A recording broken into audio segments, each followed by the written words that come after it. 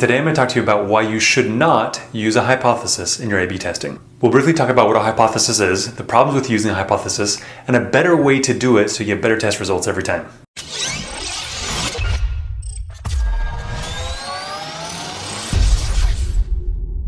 Google defines a hypothesis as a proposed explanation on the basis of limited evidence as a starting point for further investigation.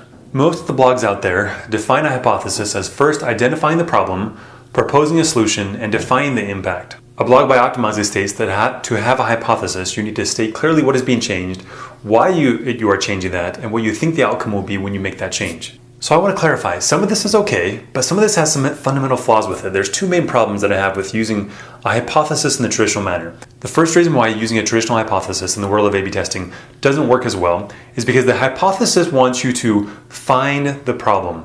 Now, there's lots of blogs and articles out there that say, well, let me show you how to find the problem. They say use web analytics. They say use heuristics. They say do usability studies and surveys and interview people.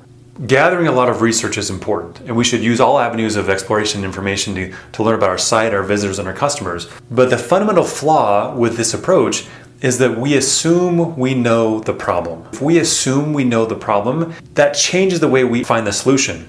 Even Neil Patel on his blog, he said that an A/B test hypothesis must always start with a clearly defined problem. And then he goes on to list a bunch of ways to define the problem.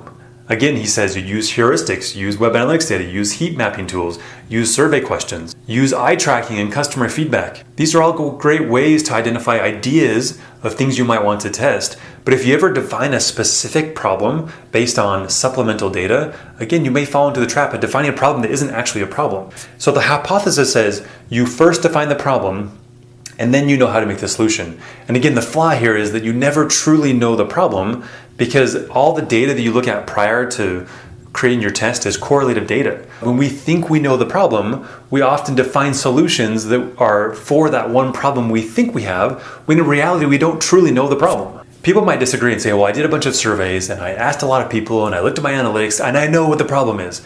And again, this is the difference between causal data and correlative data. You might have an idea of something you can optimize, you might have an idea, but that doesn't mean you know the problem. So the first part of this is using data the right way. You should use all that supplemental data to have ideas, to generate solutions, but to define the problem, that's where you're getting into dangerous territory. The second fundamental flaw that the hypothesis has is that it wants you to propose a solution. And to do that, it wants a very specific answer to the very specific problem you've already defined. Now, the reason this is such a dangerous thing for testers and optimizers to do is because it limits the possibilities of things you might try as part of the test. Rather than trying to define a specific problem and define a specific solution for the problem you just defined, we get better outcomes from a testing perspective if we define what I call a business question. Using a business question instead of a hypothesis allows you to avoid these first two mistakes I've already outlined. There's two main benefits of using a business question rather than a hypothesis. Number one is you're not having to find arbitrary research or information to be able to test. One of the problems with using a hypothesis is that people think they have to go do all this research to be able to test. And while again, I'm a fan of using data and research and using all the resources available, if you limit the actions you take based on the supplementary information you can find, you're limiting the tests you can do. And when you limit the tests you can do, you're limiting the results that you can get from testing. The second reason why using a business question is better than a hypothesis is because the business question is very open-ended, whereas the hypothesis is very constrained. The hypothesis says, if I do this, I get this.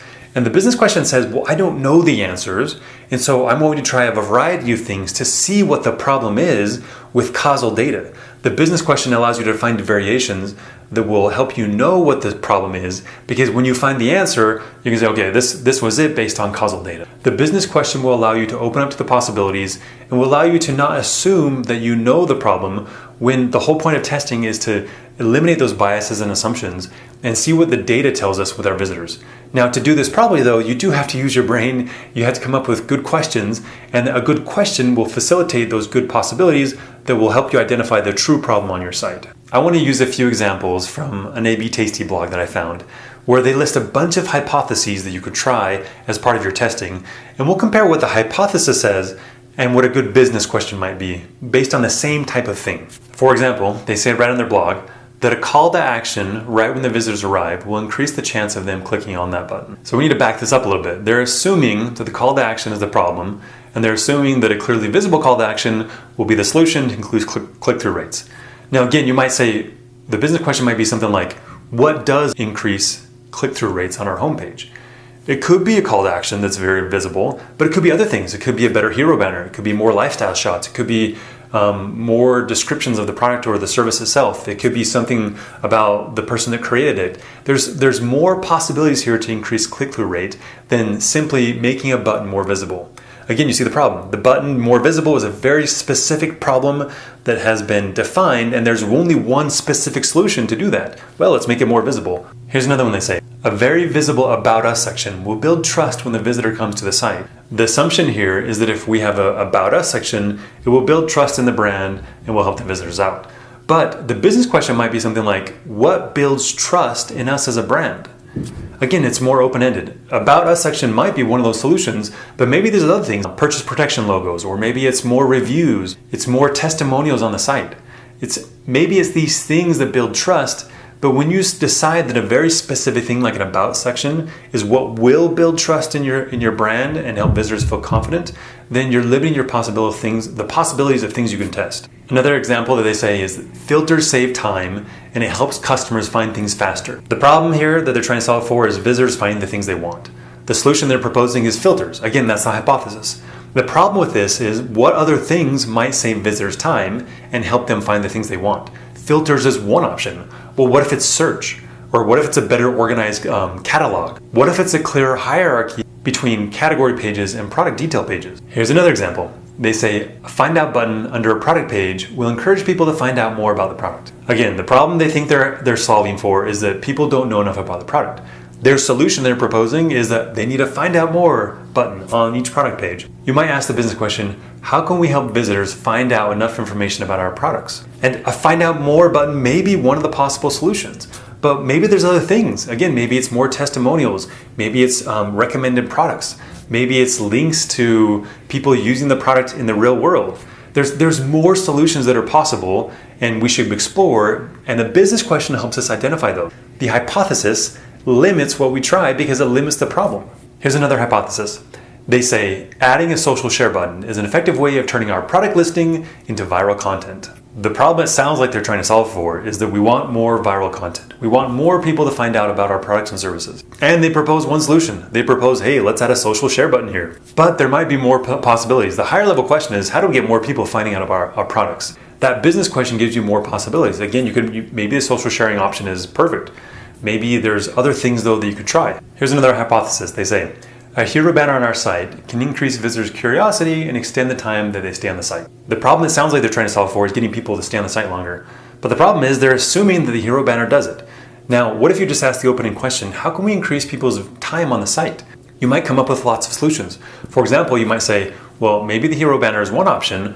What if we incorporated a quiz into the site and so people could ask questions and test their knowledge or see how much they know about this product or service? That's just one simple example, but it shows that if we limit what we're asking with a hypothesis, that we don't open ourselves up to the possibilities. So just to summarize, when we use a hypothesis, it has two main problems for A/B testing.